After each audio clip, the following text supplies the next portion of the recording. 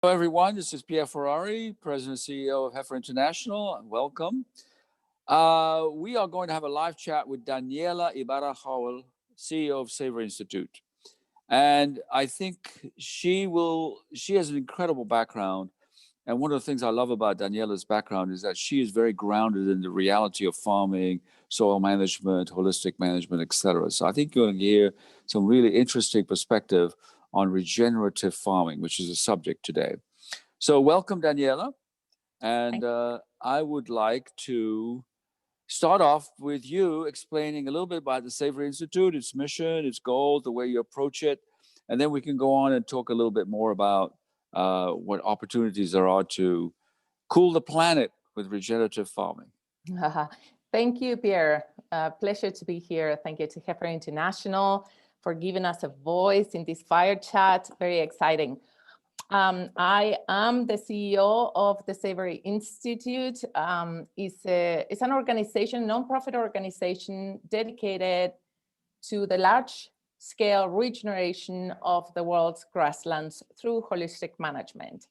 The beauty of the Savory Institute is that we have, for the past 10 years, nurtured and developed a network of partners around the world. That is a way in which we make sure that regenerative agriculture happens in context.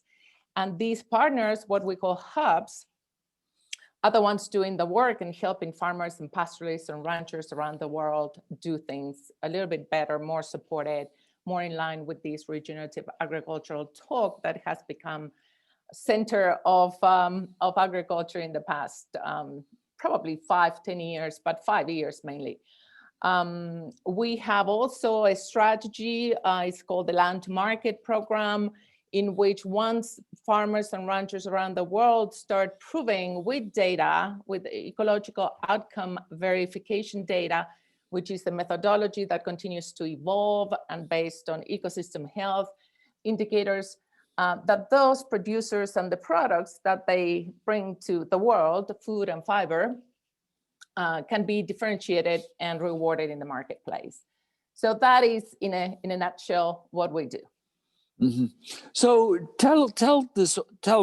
I think I'm pretty familiar, as you know, full disclosure here, the Heifer Ranch in Arkansas, in Perryville, Arkansas, is about, hopefully we'll pass the examinations. It's quite a strict program you have to become a hub. And under the incredible leadership of Donna Kilpatrick, I think we will become a hub. And tell us a little bit about what, the soil part of it. I think we've talked on this webinar a lot about soil, and we're going to continue to do that. So tell us about regenerative farming and soil. What's going on with the earth, the dirt? Yes, and Pierre, just to mention Donna is the champion. She's the queen of regenerative agriculture, and I am so excited. And she will pass, I'm sure, with great flying colors, you say? Yes, and we'll be able to do a lot of work together. So thank you to Heifer USA Ranch. Can't wait to visit you, Donna and Ellen. Yes, regenerative agriculture, I think there's the official definition and pretty much agreed upon everybody across the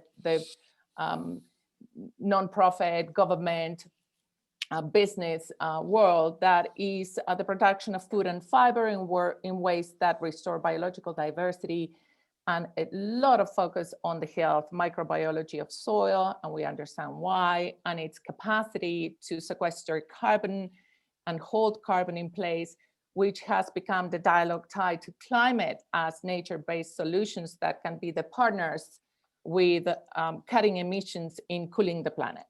So, and I think that conversation became so alive after COP21 with the 4 per thousand initiative by the French government, in which everybody started talking about it and business started talking about it. And so soil became this central, beautiful conversation. How do we feed it? How do we make sure that the microbiology and the diversity of the soil is in our design when we go about doing agriculture? And that is all fantastic. I think there's very important to note that agriculture is our most powerful intervention and relationship with the earth, with soil, with plants, with animals, with oceans. And it's highly traditional, it's highly cultural. And before industrial agriculture, it was really those earth traditions that now need to be, those bonds need to be rebuilt. Mm-hmm. And those who are in that deep relationship with soil and plants and animals are our farmers and our pastoralists. And in a way, they are living the answer, and we need to listen to them more. And the needs not only within the farm or the ranch or the ejido or the land base that they are managing, but all the way through to the shelf, businesses, consumers, governments. It's a much larger conversation. All the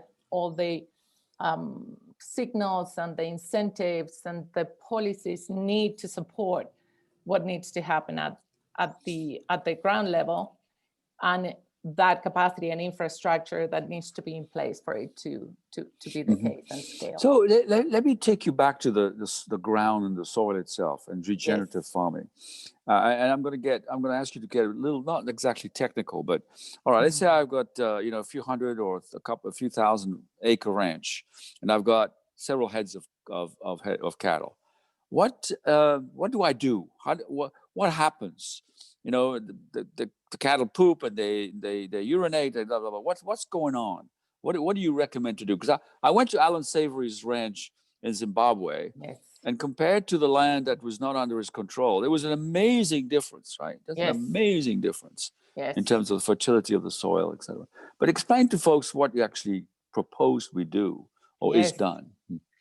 Wow. Okay. So holistic management, the beauty of holistic management is that it, again, takes into account context. So there's not one specific thing that you do, but what you do is plan within your context. So you have your grass and you have your animals. There's some basic principles that you need to respect. And one is understanding where you're at and what is the impact of your grazing in the environment in which you're operating. What is the behavior of those animals that you want to mimic as much as possible, the behavior of herbivores that are in the wild. And that means that you have a good use of the forage that you're going to plan the grazing for your animals, and that once you move into a new grazing area, you allow enough time for that area to recover fully. And to recover means the plants, the roots, the soils, the microbiology, and everything. Now, this movement of your animals has a reason. You want those animals to create the conditions of abundance that you're managing for. So you need information into your plan, into your holistic plant grazing, we call the process, but in your plan, you need as much information of all the things you want to foster, all the life you want to foster, wildlife, birds, water availability, things that are important to a proper management of your livestock, because you're not only managing for livestock, you're managing for all the complexity of your land base.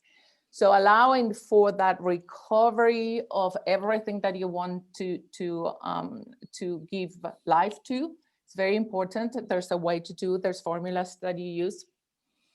And there's a process in which also you incorporate things that are of social nature or of, let's say, infrastructure. You don't have water at certain times of a year in a certain place. How do you make sure that your animals still meet their needs, and you use those areas in times in which that doesn't become an obstacle? So the whole idea of holistic plant grazing is to allow for the recovery of plants, but in a way that also fosters the complexity of the whole system that you're trying to manage. And that has to be done in a way that meets animal needs, that meets your profits, that meet your quality of life, that are cultural and contextually viable, and sound. So that is the beauty of holistic plant grazing in this case, and holistic management as a design framework. Yeah.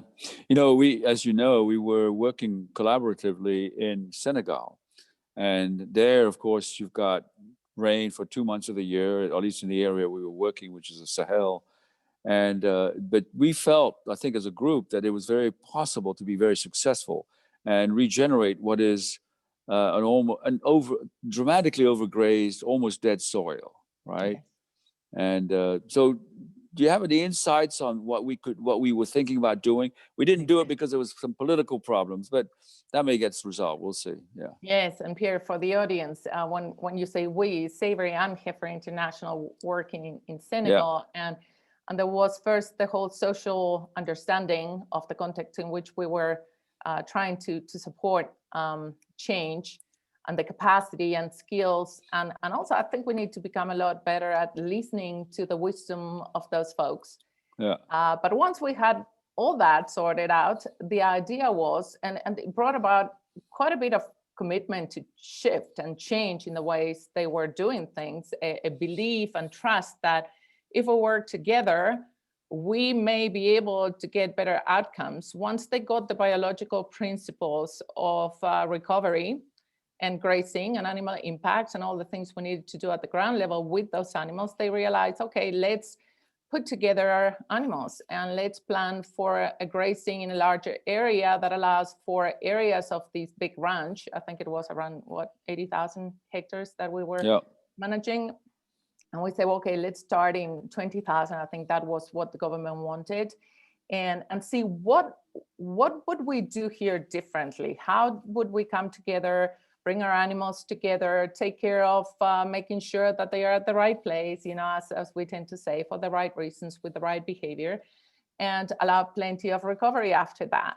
And do we have enough forage, standing forage? And if not, what are the options? And I think that conversation and that planning and understanding that we need to meet multiple needs and outcomes of the land, of the grasses, of the animals, of the people, is the beauty of the holistic plant grazing.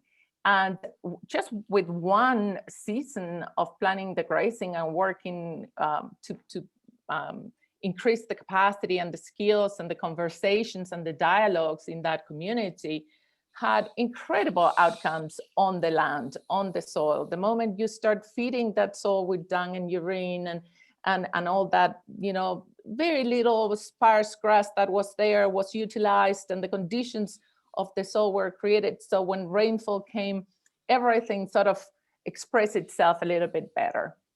And year after year of doing that, you have more and more of that response because you're working with nature rather than against it.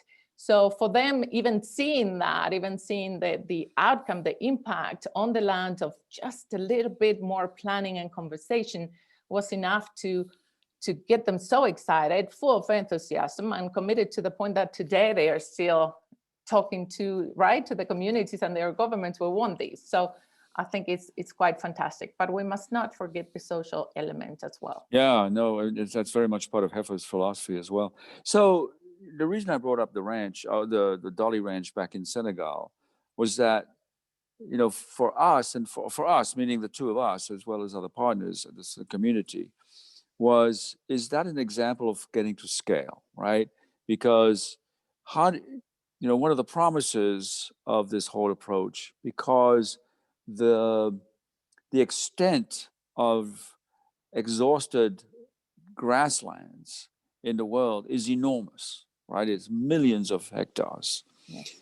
If these millions of hectares could be slowly but surely converted to fertile grasslands, what would be the impact? How do we get that done? How do we make sure, like the Sahel stretches from the Atlantic Ocean all the way to the Indian Ocean, right? It's a huge piece of land that's exhausted. It's just overgrazed and overexploited for centuries, probably. So how do we do this? How do we make sure this particular approach has a significant scaled impact on climate change? Well, Pierre, I can only tell you what we think, what I think, right? And I think that we do it by activating the grassroots like we did in Senegal in many places around the world simultaneously. And we put all hands on deck, and we make sure that all the incentives to shift and all are aligned, and all the risks are diminished, which brings the capacity, the infrastructure, the supply chain opportunities. I like to call them value network opportunities, so they become more circular, less wasteful, more transparent, more relational, more regional, and create those opportunities that make it viable for folks to do these things, because these things are obviously more profitable, more resilient for the producer, for the community, for the pastoral communities with which we work. But then there has to be alignment in all the other things that eventually either end up with a product on shelf or actually food on the table. So our theory of change is that hopefully you support communities, and it could be in Africa, or it could be in Western United States, it could be in Australia, in Patagonia, everywhere this could happen, whatever you have agriculture going on. So you bring this knowledge, we bring this knowledge through the hubs. It has to be done at the grassroots level, at the local level, from Boulder or from Georgia or Arkansas. We cannot tell someone in Senegal what to do, but we can bring some of these body of knowledge, some skills, some resources, some connections, some conversations, and then all these beams of light and activation around the world, what we call our hubs and the producer networks or pastoral communities working with them, become part of a learning and practice network that can bring that scale, not only in terms of sequestered carbon, but in terms of resilience, in terms of good quality food, in terms of a stable climate. I think the currencies of investment need to change, of return on investment need to change. It's not just about financial return on investment. I think the regenerative movement's still a little bit behind there, but is, what all these other things that can happen when you have enough of those nodes in the world doing the right thing. That is our theory of change. And as you build the capacity and you train and you monitor to make sure not only you inform management, but also you support the claims of regeneration in the world and in the marketplace, and you find market differentiation and you start influencing policy, because now it's easier to lead in that direction. Then you have built enough capacity at the local level that it can start sort of wheels of impact replicating in the adjacent communities. So it doesn't come from us anymore, it comes from within.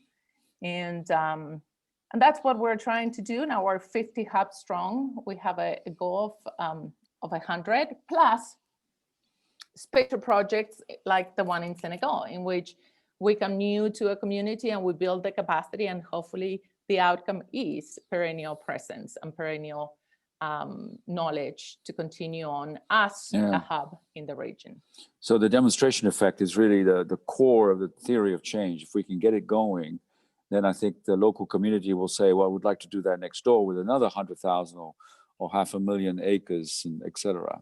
Hopefully. And if they do, then the capacity is there to move it forward. We have seen both ways, but you can only try. I always think that proof of concept is less about the technical aspect. We know it works. We know holistic plant grazing, and we have decades of evidence. The same agroforestry, silvopastoralism. I mean, all these things, we know they work.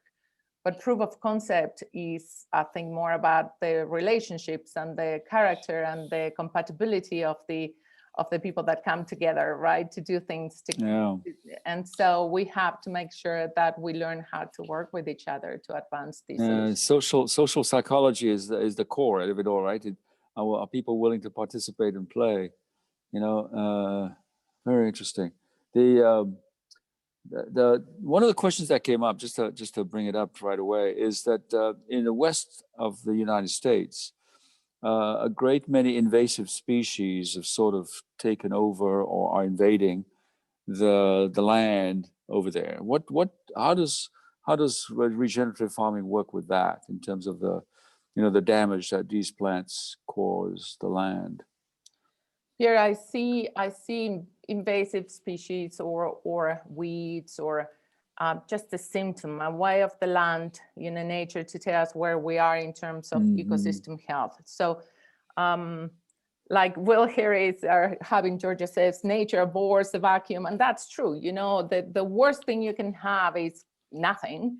And so then you have the ones that the species that come on to try to fill that vacuum and are aggressive and are, not what we consider palatable or desirable, but they are the first stage in creating conditions for something else to come, succession to take on. So if you can use that, some you can call them an opportunity window, and that is very against, the paradigm of our public lands management, but it's changing. And if those can be used at the right time in the cycle with grazing, we can sort of start creating the conditions for other things to come. And they at least provide some feed, some ground cover, some roots that are doing its thing, So if we start seeing them as, okay, the land is talking to us, this land is very degraded, this is the only thing that can survive, how can we start using what tools we know in the right context to move it to the next level and then to the next level, rather than fight it and bring it back to bare ground and bring it back to even more simplified. Now, if we don't address the root cause, you sound like a soil whisperer. Yeah, soil whisperer. I like that. Okay, when I retire, I'll do that.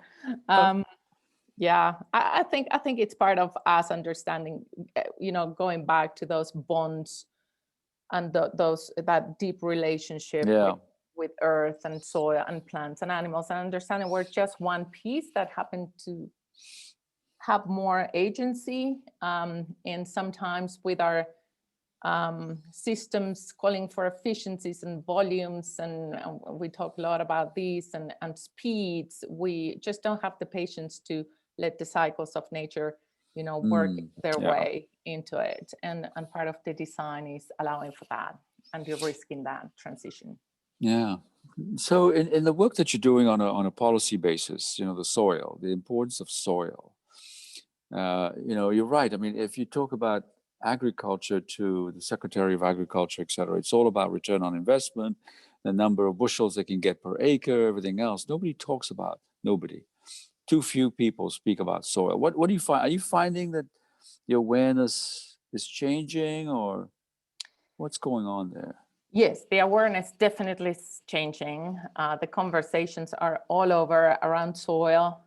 Too much emphasis, and with rightly so, on climate, but then it narrows the conversation to carbon sequestration. And then we start just again being reductionist, because it's not just, it's Daniel Griffith, he's one of Donna's cohort partners, colleagues, and he put it really nicely. If we start talking about carbon as we talk about bushels of corn, or again, speed and volume and pushing it, like making sure that we do it fast, then we're just rebranding the same design that we have been always doing. And we have to just shift the way we think about these. So I think it's good to talk about carbon sequestration, the importance of nature-based solutions to help with that, but not forget that it's a larger conversation. It's about people, it's about livelihoods, it's about the whole web of life that needs to be nurtured. It's about return on investment in very different currencies, again, than just financial. And I have seen a lot of the financial investment going mainly around those carbon markets and those technologies to measure carbon. But I think the most important investable proposition is in building that capacity, skills and knowledge and infrastructure to allow, and incentives of all kinds at the market level too, to allow for the farmers and the ranchers and the ones that are living the solution, Like William Bridges says, you only earn the right to speak when you have lived the solution. So the conversations around regenerative agriculture are very wide and all over, but very few understand what it means to do it. And those are the farmers and the ranchers and the pastoralists that are taking the risk. So all of us need to be there supporting that shift and making sure that the currencies that we look into are stable climate and healthy food and grateful descendants and proud ancestors and resilience and all the things that we want to, and peace, all the things we do not have nowadays, the health of our children. So it's a much bigger conversation, and we can, when we look at it holistically, the lagging indicator, the lagging outcome will be we're sequestering carbon. We know it. It's going to happen, yeah. Yeah, just make it happen. But let's look at what are those underlying conditions that need to be in place for the shift to happen. One of the comments in the chat box I think is intriguing, and as you know, I've got a business background, so always in business you always say, well, who's going to buy this? Who's actually ultimately going to pay for this? And of course, chefs. Right? The question in the chat box is about, are chefs? Can we convince chefs to consider and understand the power of regenerative farming and the product that comes off land that has been regenerated? Well, what's your experience with that? I think I've had a couple of conversations here with chefs, and I think they're very open to the idea. They're very open to the idea. They need guests that also want that, right? So for them, it has to make business sense. But especially celebrity chefs have these big megaphone. They are educators, right? Like brands are. Like we're working with a lot of big brands. They have the unique power of having big megaphones, of being listened to, of being charismatic, of educating the citizen. At the end of the day, all of us need to understand, to start asking, at the store, at the restaurant, to our governments, through our votes, what is it that we want? And it's the only way that we will start seeing more change. Yeah. So do you have an effort again in terms of reaching chefs, or is that something we should be thinking about developing, or what? Well, we have worked with chefs. There are regions of the country in the United States mainly, and in Europe a little bit, that are more ripe for that type of conversation. Here in Boulder, oh my goodness, or New York or the UK, we have those conversations. And the whole idea is, can these chefs not only talk to their constituency, but also begin sourcing from our producer networks that are actually regenerating? It's a fantastic story to tell. But we're working, I think, more intensively and at scale with brands that are brands for, leather and wool and cashmere and dairy.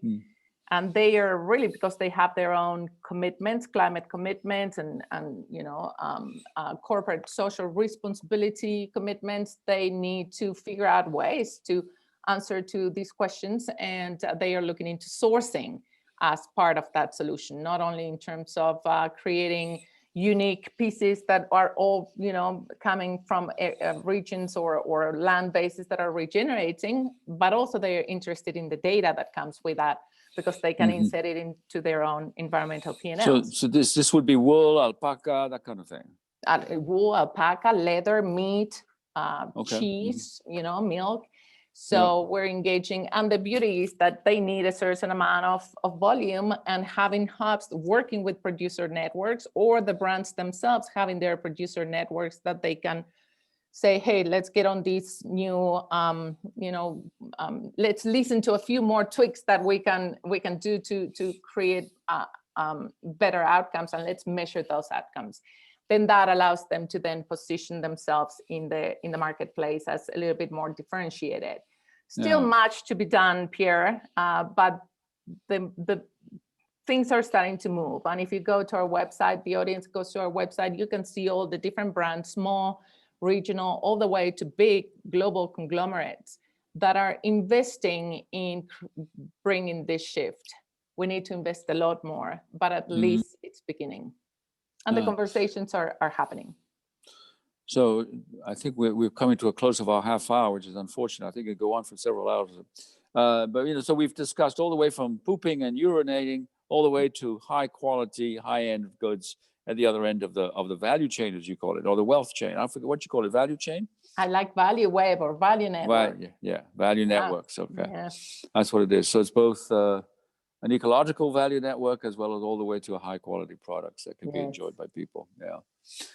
Well, Daniela, thank you very much for your time, and I think you've hit me a little bit on this reductionist point. I'm a bit of a reductionist, unfortunately, and I need to start thinking a little bit about that and not be so reductionist. You're not, Pierre. You're not, Pierre. I've known you for a long time, and I know you see all the complexities of the work you do and we do together. So looking forward to more of that. Thank you. All right. Well, maybe we'll see each other in Senegal soon enough. Soon enough. Okay. Absolutely. Thank you, Pierre. Thank you, everybody. Okay. Bye-bye. Thank you, everybody. Bye-bye.